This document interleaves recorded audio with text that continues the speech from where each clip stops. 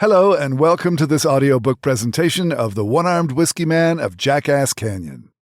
The unbelievably true life and times of San Francisco Bay Area pioneer Thomas D Carneal III. Written by Thomas C. Reinstein, this narrative nonfiction work is copyright 2023. Music composed, performed, and book read by the author, all rights reserved. Geographic key. Livermore is a small town in Northern California's Alameda County, 44.6 miles east of San Francisco.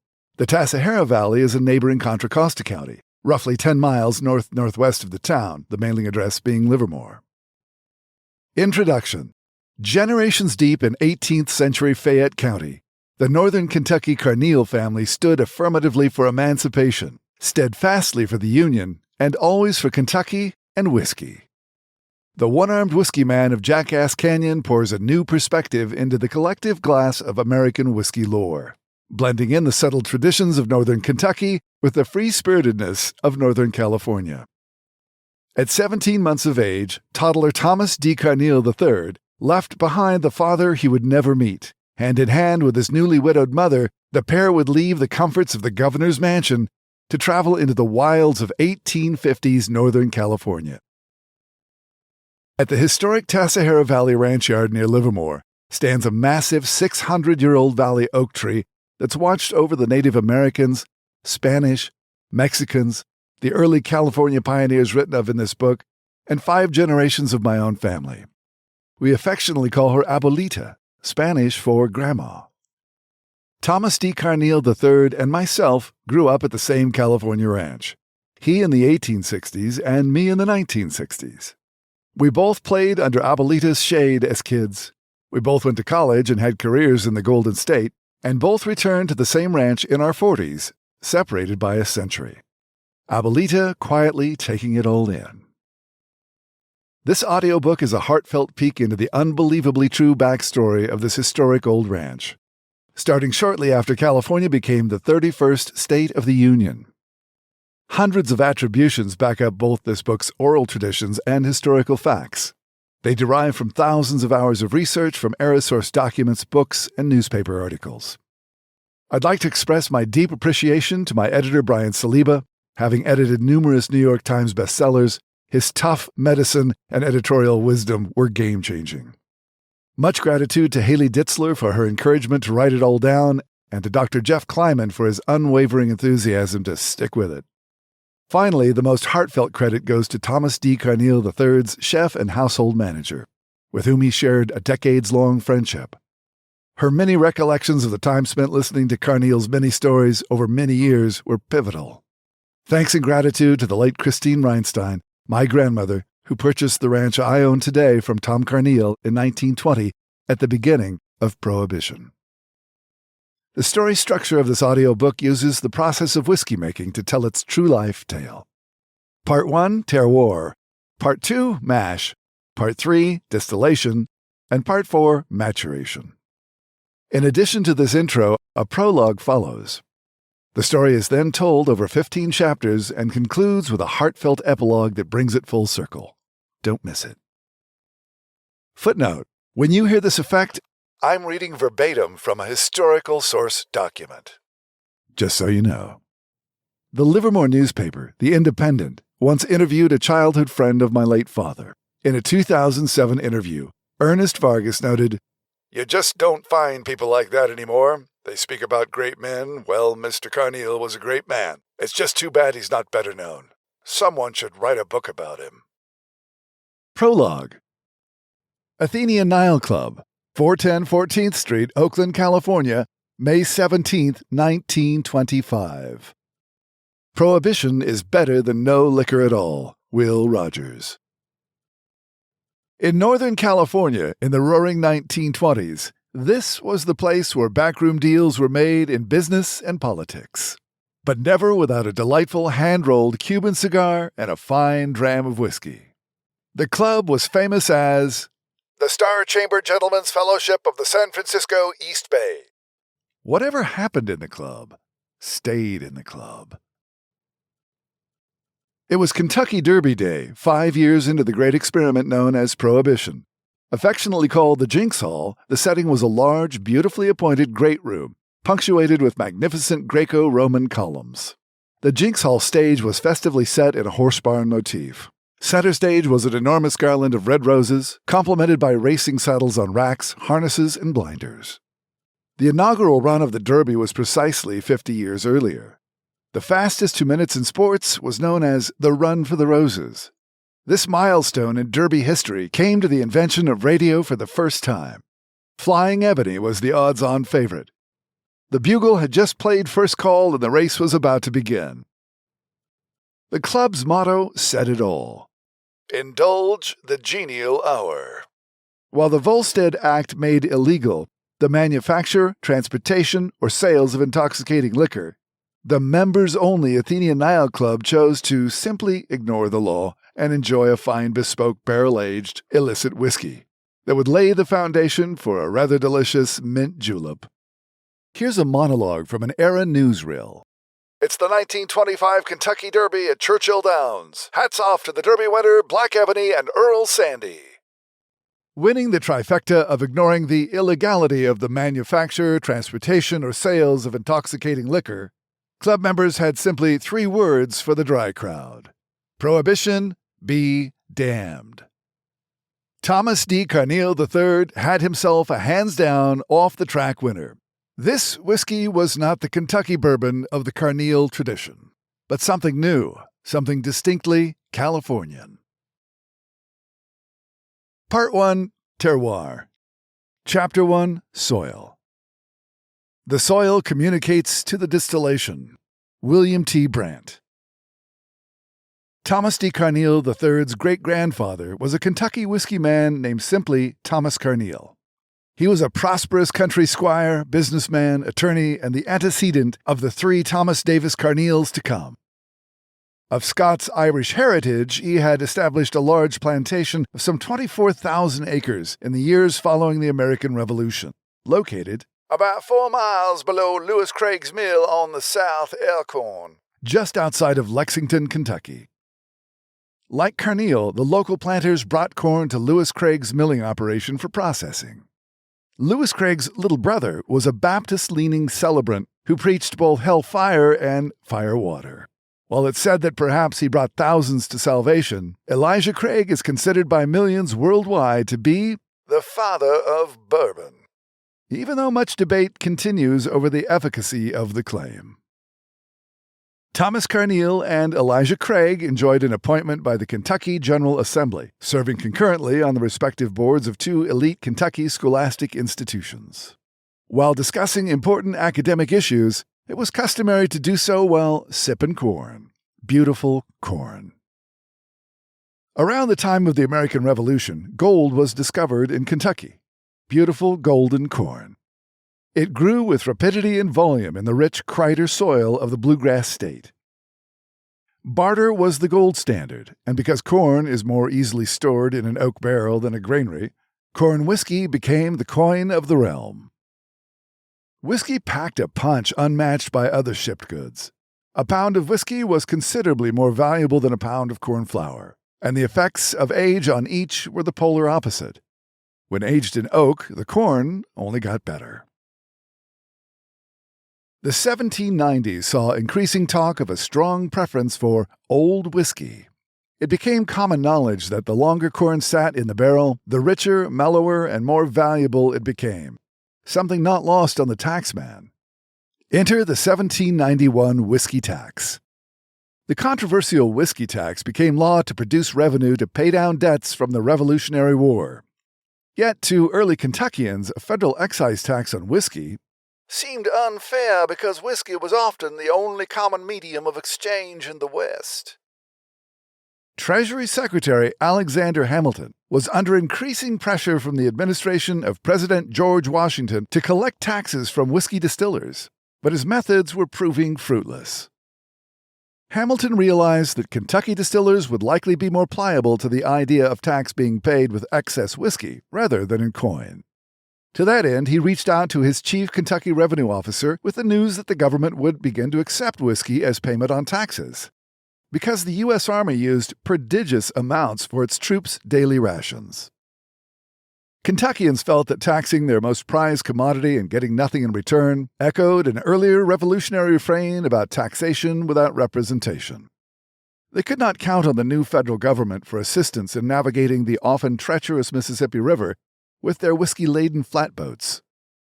Open access to the Mississippi River was crucial for shipping their aged barrels southward to the ever-thirsty market of New Orleans. Carneal saw the whiskey tax not as a problem, but as an opportunity.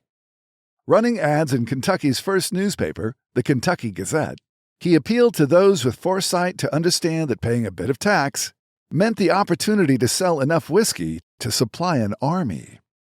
One of Carneal's many ads read, "Whiskey wanted. I want to purchase a quantity of legal distilled whiskey for use of the U.S. Army northwest of Ohio. Whiskey will be received at 57 cents per gallon and payment of arrears of taxes on spirits distilled in the state of Kentucky since 3 July 1791. All distillers within the state who wish to close their accounts on the above terms will apply at my office in Lexington between this and February 15th next. Thomas Carneal, agent for purchases of legal distilled spirits." As a private citizen and political activist, Thomas Carneal was also a signatory to the anti-slavery petition of 1795, submitted to the House of Delegates of Virginia at Richmond. The document read in part that, as a group, they consider slavery not only a moral and political evil, which in all its forms and degrees is an outrageous violation and odious degradation of man. Thomas and Alice Davis Carneal begat the first in a trifecta of Thomas Davis Carneals. The first of the three was born in 1781, some 10 years before the whiskey tax. Like his father, he was authentic Southern landed gentry of the emancipationist variety. The words Kentucky and whiskey being synonymous, by 1809, Thomas D. Carneal Sr. is recorded in official documents as having signed a deal with a business associate to produce 2,000 gallons of merchantable whiskey to be put up in good and sufficient barrels for $950. Nothing in the record suggests the timeline as to when the senior Carneal's whiskey got drunk, even though it's a Southern certainty that it eventually was. The deal hit a snag in a convoluted court case before a circuit judge in Fayette County. But no one stressed much in those days over whiskey that had to sit in the barrel a bit longer than planned. At 31 years of age, Thomas D. Carneal Sr. served with distinction in the War of 1812, where he was a quartermaster who oversaw the requisition of materials needed to prosecute the war effort. The Army needed a good deal of whiskey, and it was well known that the Carneals had a knack for obtaining the very best. Carneal Sr. used his market savvy to buy whiskey in bulk as government requirements specified that each soldier's daily ration was the required 1 gill of whiskey, which is about half a pint. The tradition was started by none other than General George Washington, who instituted the daily whiskey ration for troops. Carneal's service to the effort was known as America's Second War of Independence, which the Brits technically won, but for a bit of fun on their way out, they added a dash of insult to the injury by occupying the Capitol building as well as the White House. After scaring off President James Madison, they enjoyed a sumptuous dinner and expensive wine selected just for the commander-in-chief. For dessert, they decided it would be entertaining to set fire in 2 of the 3 branches of the U.S. government. The act ultimately required the complete restoration of both halls of Congress and the entirety of the executive mansion. Having preferred status with the government for his war service, Thomas D. Carneal Sr. then filed over 4 dozen land patents in short succession. He owned thousands of acres in over a dozen Kentucky counties. He was a serious land developer, businessman, and the founder of the city of Covington, Kentucky. The papers wrote effusively of Carneal as a member of the Kentucky legislature, aristocratic gentleman of great wealth, and the owner of a large tract of land. Carneal served the Commonwealth as a state senator for the 24th District in the Kentucky General Assembly, where he was determined, like his father, to see slavery ended. He introduced a bill to abolish slavery at the state level, but it did not pass. The land where Thomas D. Carneal Sr. ultimately built his famous Kentucky mansion, Carneal House, was considered utterly valueless in the decades before he came about its possession. The government first awarded it to a veteran of the French and Indian Wars who quickly sold it for a barrel of whiskey. The property was then unloaded on a long succession of unsuspecting owners who were convinced by each previous seller that the land was about to become a prized property. Once, it even sold for a quartered buffalo. Carneal and two associates came along at just the right time and purchased the land. They finally realized the promises of all the preceding landowners when it became part of the city of Covington, Kentucky, of which the senior Carneal is considered a founder. Carneal's business affairs were often conducted at the Covington mansion, which was considered the finest home in the West and one of the finest in all the states, reflecting the aristocracy of its builder and the beauty of his soul. In the mid-1830s, Carneal formed a company with a business partner named E.H. Taylor. Carneal, Taylor, and a handful of other prominent local men formed a corporation with the state of Kentucky, issued common shares, and entered the luxury hotel business as the Lexington Hotel Company. Their flagship property was called the Mansion House. An ad from the Kentucky Gazette extolled its virtues. There is no house in the western country more admirably adapted to the accommodation of guests and travelers. Carneal's business partner, E.H. Taylor, had adopted his 5-year-old nephew after the death of the boy's parents. Upon adding E.H. Taylor the younger to his immediate family, it became quickly apparent that having 2 household members named Edmund Haynes Taylor would be confusing. His uncle then added senior to his own title and junior to his nephew's. The boy would become world famous as Colonel Edmund Haynes Taylor, Jr., known as the father of the modern bourbon industry.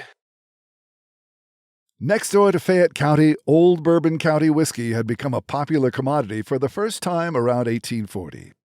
By 1850, Thomas D. Carneal's old Kentucky home, Carneal House, was in the network of the Underground Railroad. Carneal was not shy about supporting runaway slaves on their way to freedom. Carneal's brashness was no mere romantic signal of virtue. Being caught assisting runaway slaves in that era was a felony, punishable by a maximum sentence of up to 20 years hard labor in the unforgiving Kentucky penitentiary system. Many dozens of upstanding, well-meaning abolitionist Kentuckians spent long years incarcerated under horrifying conditions, all for daring to assist enslaved people to freedom. At least 8 principled Kentucky residents died in prison for their crimes. David C. McDonald, a former Union soldier from Ohio, served a 17-year hard labor sentence for helping slaves to freedom. He was kept in prison a full 5 years past the end of the Civil War, later pardoned by the Kentucky governor, a broken man. The Carneal family had resolved to stand on the right side of history. They became an example of how, over time, with persistence at great personal risk, societies can change for the better. At his death in 1860, Thomas D. Carneal Sr. gave a sizable portion of his estate to Jim and Louisa, slaves freed decades before the Emancipation Proclamation. Along with his loving wife Sally, Thomas D. Carneal Sr. begat Thomas D. Carneal II. Their son would become politically connected, pure Southern dynamite. His emancipationist fury on a dock alongside the lazy river would alter the trajectory of the Carneal family forever. Part 1, Terroir. Chapter 2, Seed. Life is like a field, where we gather what we grow, weed or wheat. This is the law. Patience strong. Thomas D. Carneal II, son of Thomas D. Carneal Sr. and grandson of Thomas Carneal, was, like his forefathers, a planter. Tom's youth, swagger, and good looks made him a popular man. He had been persuasive in influencing the beliefs of friends, associates, and family regarding the abolition of slavery. He was not shy about sharing his convictions with anyone who would listen. He was also brash, had a hot temper, and would never back down from an exchange over what he thought was right. It was the possible repercussions in the real world that he had not thought through. The petite and beautiful 24-year-old Southern belle, Jane Foote, held similar opinions, which she was careful to keep to herself, away from her father, the governor of Mississippi, Henry S. Foote. Jane spent many formative years in Washington, D.C. when Foote was a U.S. Senator. The daughter of the governor and a young Thomas D Carneal were in attendance at the swearing-in ceremony held at the governor's mansion in 1852. It would mark a milestone in their brief love affair. Before the Civil War, Foot's selection as Mississippi governor on the last Union ticket in the state was seen as a last hurrah to thwart Southern secession. While Carneal the Younger was opposed to Foot's views on slavery, like the governor, he was committed to keeping the Union together at nearly any cost. Carneal's rallying cry was to end the cruel institution of repression together as one nation. Tom and Jane, being adamant about their new love, were soon honeymooning at Niagara Falls.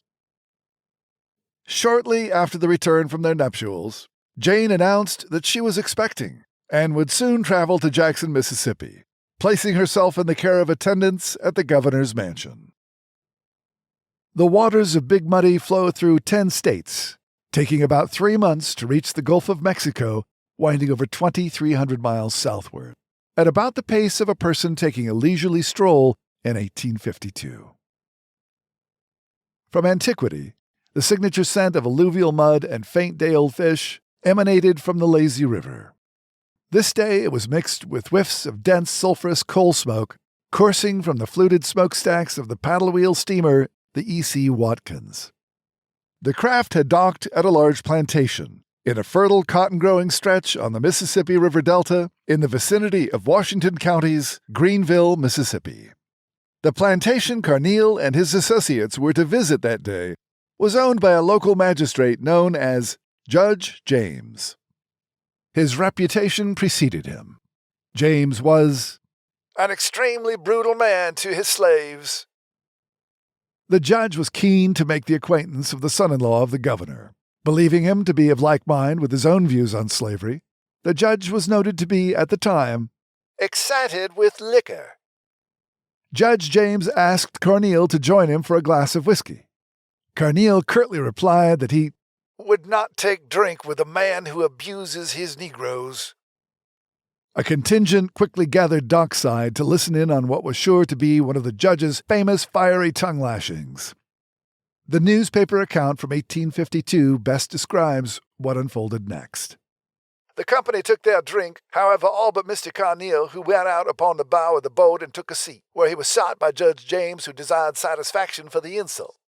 Neither man clearly considered just how this might end with dignity intact. Carneal asked the old gentleman if any of his sons would resent it if he was to slap him in the mouth, to which the judge replied that he would do it himself if his sons would not, whereupon Mr. Carneal struck him in the mouth with the back of his hand. The judge resented it very much by striking him across the head with a cane, which stunned Mr. Carneal very much, starting the blood to run freely from the wound. As soon as Carneal recovered from the wound, he drew a bowie knife and attacked the judge with it, inflicting several blows upon his person, some of which were thought to be mortal. When Judge James arrived at his house in a dying state, as it was thought, his son seized a double-barrel shotgun and loaded it with large shot, galloped to where the boat was, and hitched his horse. He deliberately raised his gun to shoot Carneal, who was sitting upon a cotton bale. Mr. James was warned not to fire as Carneal was unarmed. He took the gun from his shoulder, raised it again, and fired both barrels in succession, killing Carneal instantly. One could imagine a stunned silence settling over the dock as Carneal's lifeless body slumps back over the bale, as crimson-red rivulets quietly seep into the cotton, the smell of spent gunpowder lingering in the cool morning air. The late afternoon turning to twilight, many miles away in the state capital of Jackson, Mississippi, John P. Oldman, sheriff of Hinds County, made his way up to the grand portico of the governor's mansion. Inside, Jane Foote Carneal, pregnant with Carneal's unborn son, lay sleeping in her room. As her father, Henry S. Foote, pen in hand, wrote by lamplight. A knock is heard, and attendants answer the door. A dozen papers would report the event over a dozen states. Each telegraphed wire article ended the same. It is a sad affair, and Carneal leaves, besides numerous friends, a most interesting and accomplished widow, the Mississippi governor's daughter, to bewail his tragical end. Not only did he leave behind a widow, the papers were silent that day about leaving behind an unborn son who would bear his name. Both men and rivers flow into eternity as easily as the Mississippi flows into the Gulf of Mexico. The southern trajectory that Carneal's not yet born son might have taken is lost in the mystery of providence. It was impossible to weigh the gamble of how his absence would open the door for a stranger to marry his beloved Jane, but to also become a surrogate father to his namesake in the feral wilderness of the early Golden State. The sole descendant of the pairing of Thomas D Carneal II and Jane Foote Carneal, Thomas D Carneal III, would shortly become a Californian in the slavery-free 31st State of the Union. Part 1, Terroir. Chapter 3, Rain. The best thing one can do when it's raining is to let it rain. Henry Wadsworth Longfellow. Thomas D. Carneal III was born in the Mississippi Governor's Mansion in 1853, shortly after the death of the famed abolitionist father he would never know. Jane Foote Carneal was now the mother of a fatherless infant, still in deep grief over her loss, yet comforted in her love of this newborn child, who was a living connection with her late husband. She struggled to balance care for her newborn and her heavy heart. Her father was a great comfort to her in those days, so much so that his gubernatorial duties were often placed on the back burner in favor of caring for her needs and that of his grandson, whom he doted on. A Kentuckian by birth, Henry S. Foote was a Southern political giant and brilliant orator. He could speak extemporaneously and quote the classics in both Greek and Latin. He was a legendary lawyer, U.S. Senator, and the last Mississippi governor elected on the Union ticket before the Civil War. Foote was also deeply polarizing and could become belligerent at the drop of a hat. He fought and survived at least 5 pistol duels and once punched Jefferson Davis, with whom he had a lifelong rivalry. During debate on the Compromise of 1850, which would ensure California would enter the Union as a slavery-free state, Foote pulled a pistol on the Senate floor on the much larger Thomas Hart Benton. The gun was wrested from him before harm was done. In a memoir, Foote wrote of a duel with S. Prentice, who had both a distillery and a whiskey named in his honor. The Old Prentice Distillery made Old Prentice, a bourbon whiskey named after this prominent 19th century politician, known for his ability to build a fire among Kentucky audiences. After they had swallowed a few drinks of bourbon, Foote, who had a rather disagreeable public discourse with Prentice, fought a duel with him where he shot Prentice in the hip, to which Foote humorously quipped, "Prentice made some ludicrous remark about my wild shooting and recommended to certain boys who had climbed trees from which they could conveniently overlook the scene of combat to defend themselves if they did not wish that I should shoot them." Some time later, not satisfied with the outcome of the first duel, Foote challenged Prentice to a second one, in which he notes that his foe shot me down, giving me a very dangerous wound, but we were good friends in 3 months and lived in the greatest amity and harmony. In strange contrast to the Carneal clan's intergenerational whiskey history, Foote was a temperance man who advocated a dry Mississippi. He worked zealously to enact legislation to that end, and was once even burned in effigy by pro-whiskey contingents who did not want government intervention in their personal lives. Opposite of the Carneal family's ardent abolitionism, Foote had little issue with slavery. But in a twist of irony, he was also fervently pro-union and insisted that the states must never be split apart. In early 1852, Foote was elected governor of Mississippi on the last Union ticket in the state, narrowly defeating his bitter rival, Jefferson Davis, who would later become president of the Confederacy. His desire to keep the Union together amidst growing calls of secession made Foote a target of increasing hostility. By the end of his gubernatorial term, things went downhill fast. In short order, he left for the San Francisco Bay Area. The now former Mississippi governor was quite civically and politically connected in Northern California. He had 2 sons living in the Bay Area who were both seasoned trial lawyers. William Winterfoot, who was the California Railroad Commissioner, and the other, Henry S. Foote, Jr., the United States Attorney for the District of Northern California. With the Transcontinental Railroad still a decade and a half away, he traveled on a steamer through the southern Gulf waters. Docking at Colón in Panama, he traveled the 47.6-mile crossing over the isthmus via the newly constructed Panama Railroad. It was the first interoceanic railway in the world, which had just begun service weeks earlier. Foote then set out on the Pacific coast for San Francisco, via the Pacific Mail Steamship Company's SS California. Foote's widowed daughter and infant grandson would soon travel the same route, when the attractive and footloose Jane would unsurprisingly land a new beau on that same journey westward. The inexhaustible Henry S. Foote had set things in motion in California in trademark fashion. He had secured a grand country mansion and related conveniences in the sparsely populated community of Clinton, California. In modernity, Clinton is a neighborhood in Oakland. Jane and her toddler son, Thomas D Carneal III, would shortly leave the South behind forever, adopting Northern California as a permanent home. Henry S. Foote would come within a single vote of becoming a second-time U.S. Senator, this time for California. After his defeat by one vote in a procedural count, wanderlust would seize him once again, and he would return to his familiar Southern environs, to the political climate he knew so well. The eve of the Civil War saw Foote's return to Southern politics. His views that the Union must not be split were drowned out by those who could not see a path forward that included remaining in it. Foote's Unionist views were oddly respected but ultimately rejected.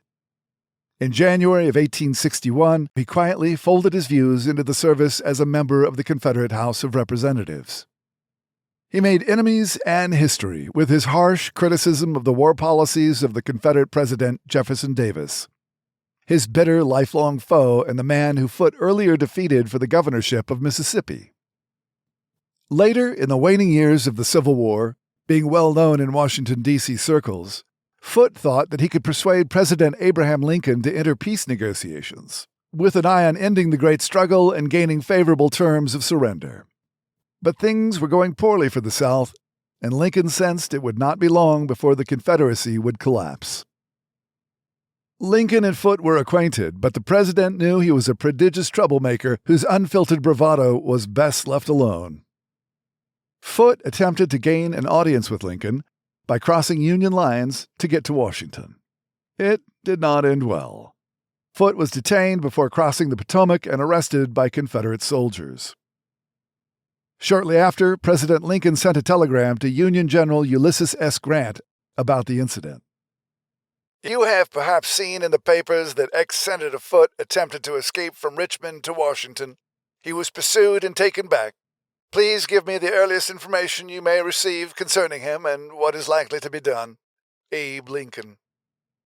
Grant's reply included, "What is likely to be done with him is difficult to conjecture.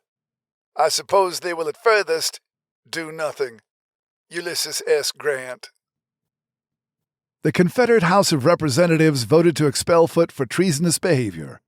He was not welcome in the South or the North. For a time, Foote was a man without a country. So he traveled to Canada. Becoming restless there, he sailed on to London to write. Foote was a prolific author, penning memoirs about the Civil War, a 2-volume set about pre-statehood Texas, and several other books, including an extensive autobiography. In his memoir entitled A Casket of Reminiscences, Foote humorously recalled this tirade on the United States Senate floor decades earlier.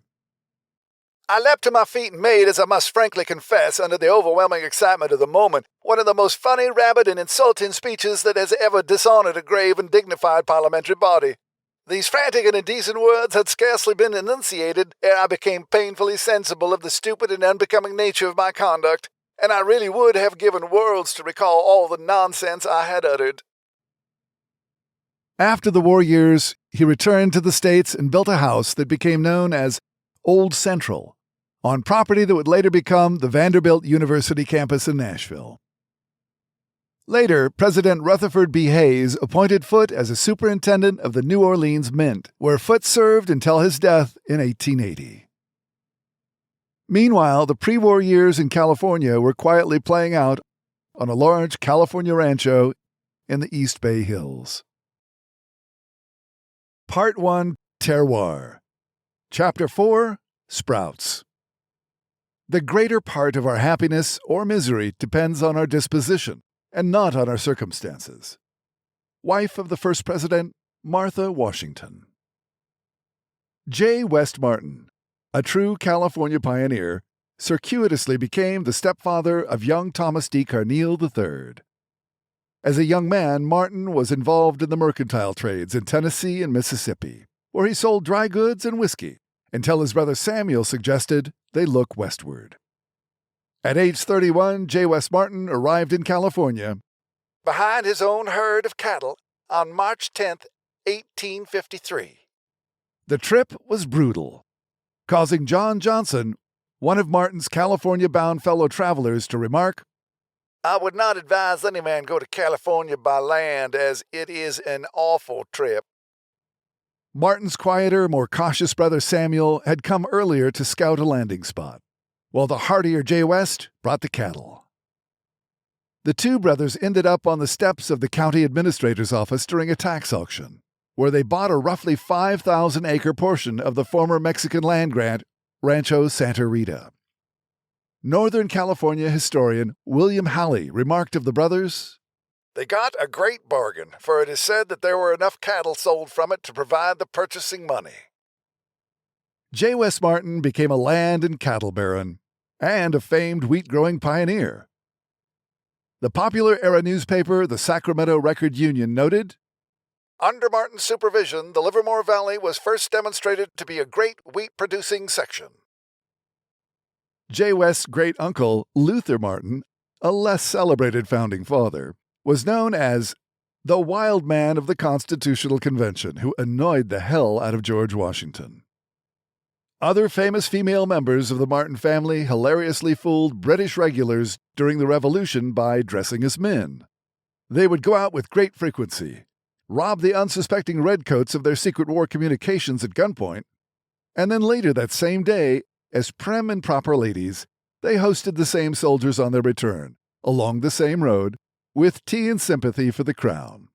All while the stolen secret satchels found their way to General George Washington. Founding Father Uncle Luther expressed his views during the United States Constitutional Convention, suggesting that slavery is inconsistent with the principles of the Revolution, and that it is dishonorable for the American character to have such a feature in the Constitution. Luther Martin would ultimately decline to sign the United States Constitution over a quarrel regarding states' rights. But his nephew, J. West Martin, would later sign the Constitution of California, which still governs the state today. J. West Martin traveled south in 1855 to Mississippi on business, then returned to the ranch in California through the Gulf waters. Meantime, Jane Foote Carneal was approaching the 2-year anniversary of the trauma of her late husband's death. Being an emancipationist, she realized that her views held less and less social currency in the South, and that it was time for a change. She bought a ticket for a steamer journey to California. As fate would have it, Jane Foote Carneal sailed for San Francisco with a fellow passenger by the name of J. West Martin, her toddler son Thomas D. Carneal III in tow.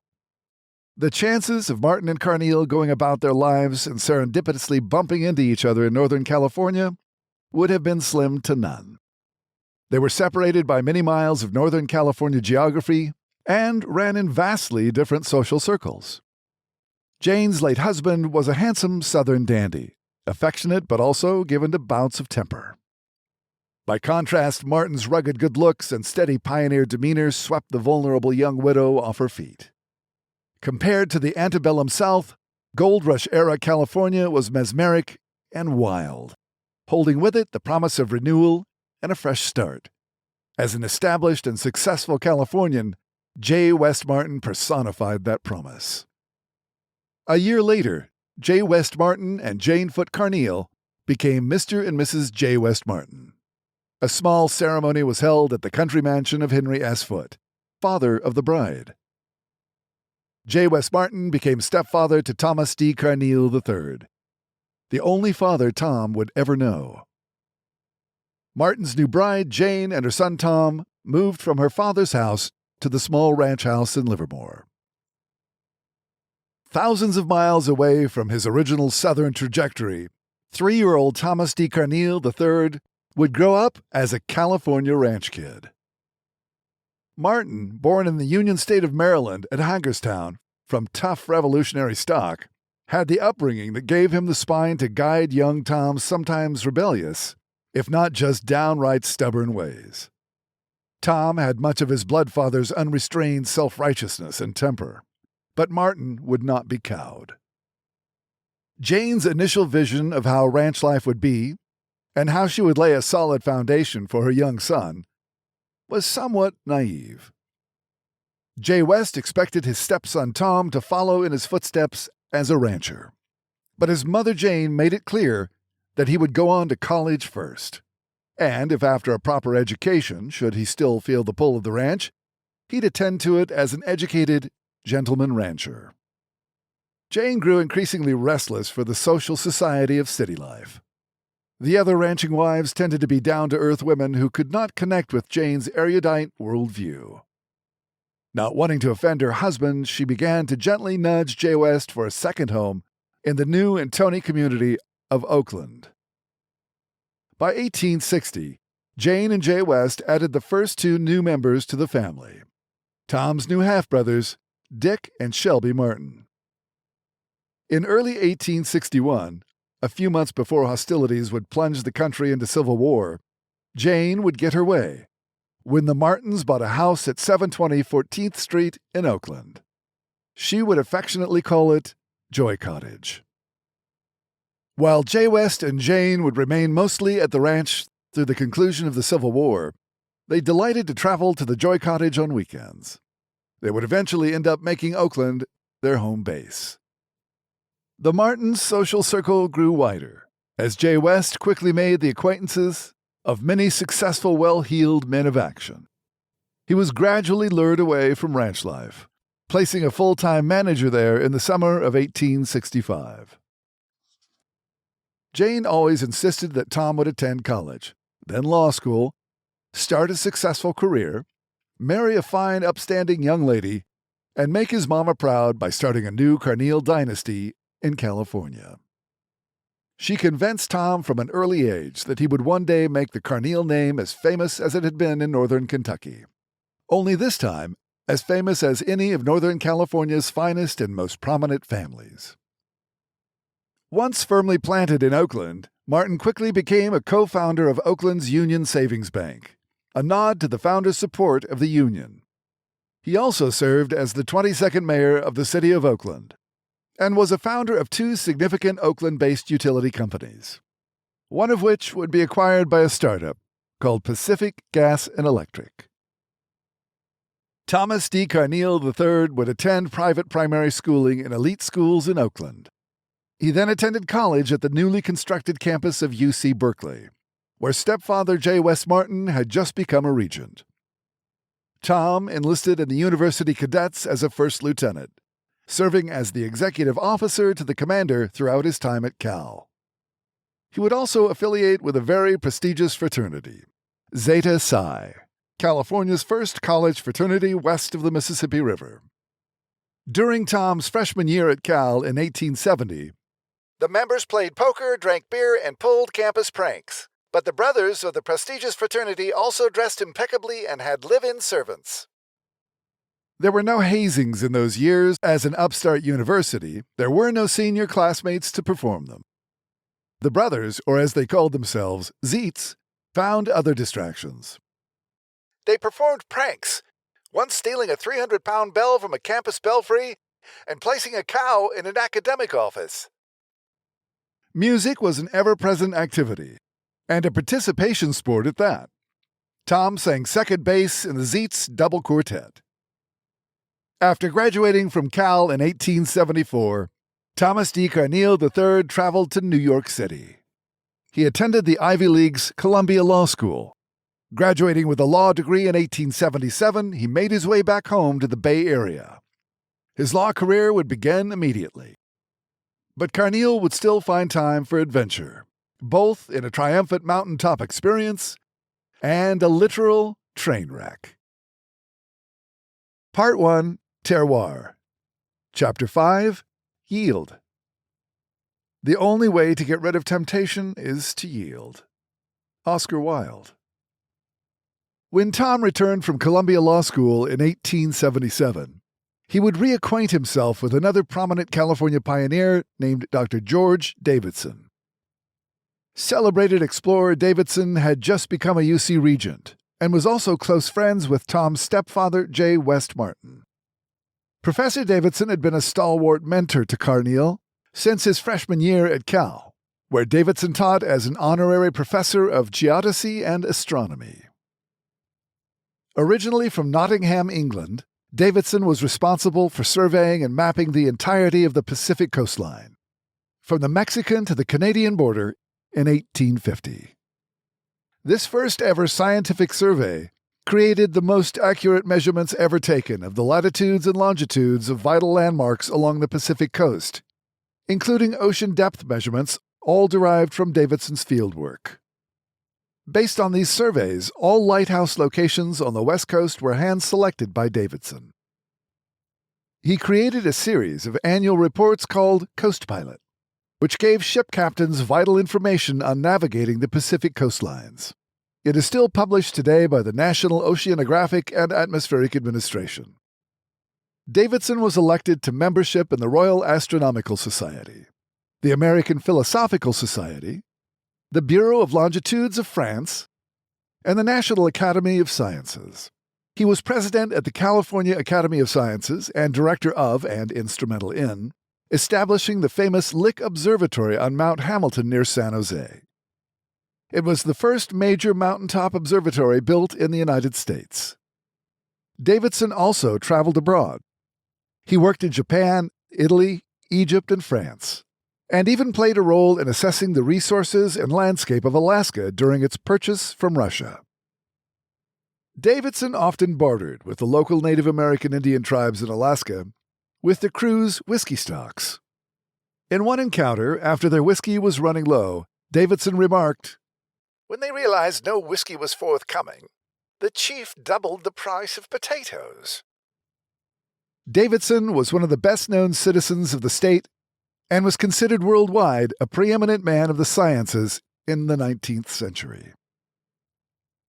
At 4,300 meters high, Mount Shasta joins the territories of over a dozen American Indian tribes, many who believe it to be one of the most sacred sites in the universe, and even the very home of the Creator.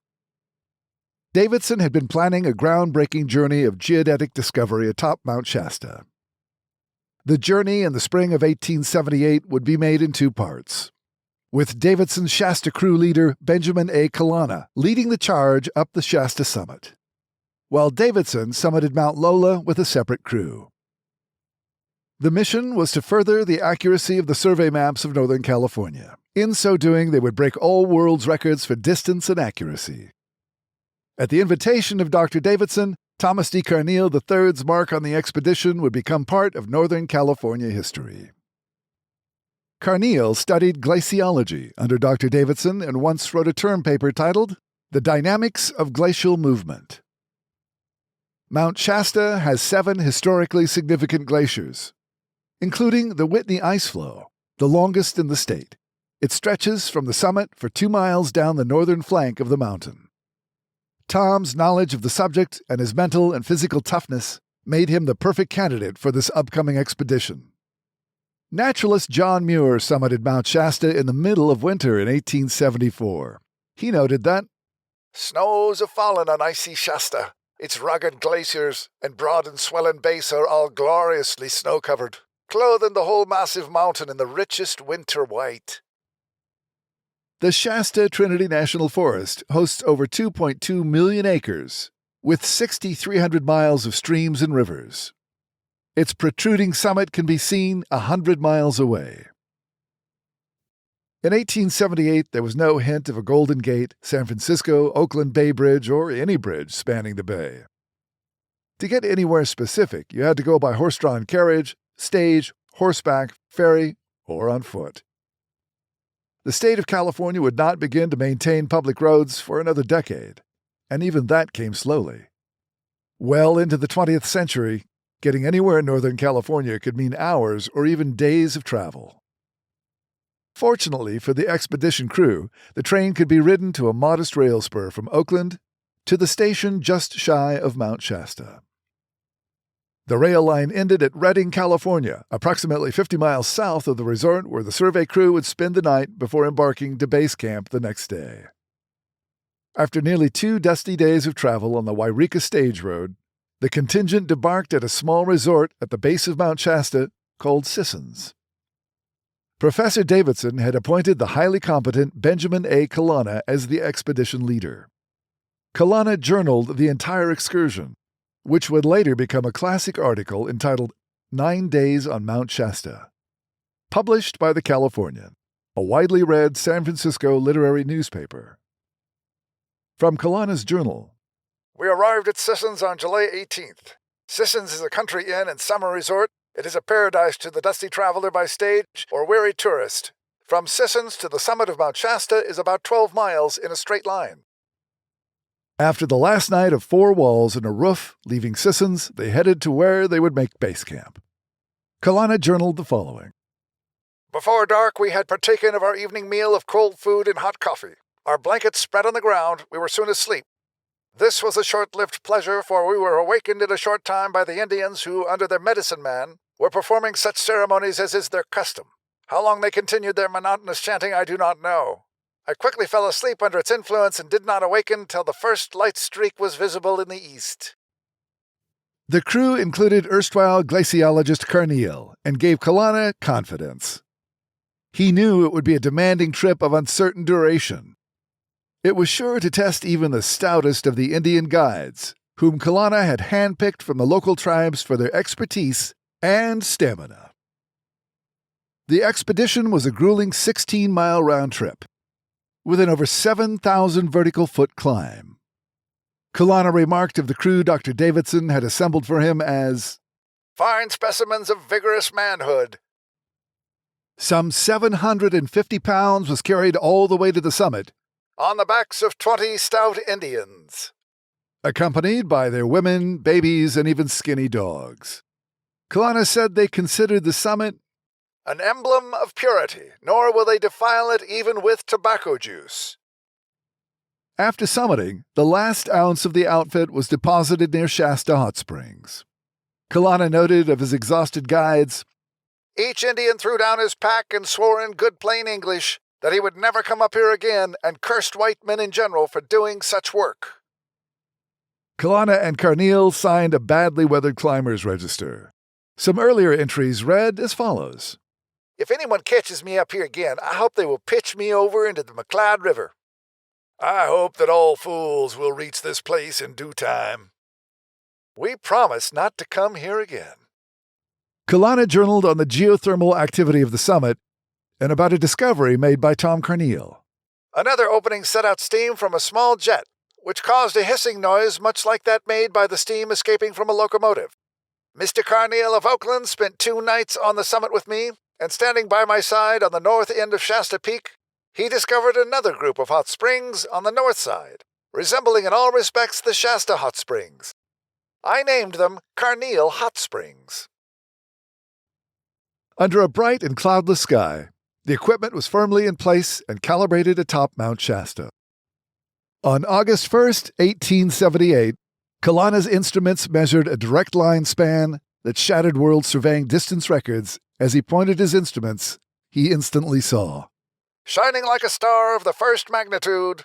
Flashes from Davidson's instruments on Mount Lola, and corresponding flashes from Mount Helena, and so sighted across the longest observation line ever at the time of 192 miles. With the mission realized and all the requisite gear packed, it was time to begin the descent of Shasta. Only this time the trip would be far more rapid than the ascent. The crew realized it would be easiest to simply slide down the snowfield on burlap bags. But once they reached the bottom, they had merely to look up to realize that their gunny sacks remained at the top, and instead of a bag, it was the bottom of their trousers that had been worn right through by their giddy ride down the mountain. In the months after the triumphant excursion to the summit of Shasta, Thomas D Carneal III was the talk of the town. and all the single ladies took notice.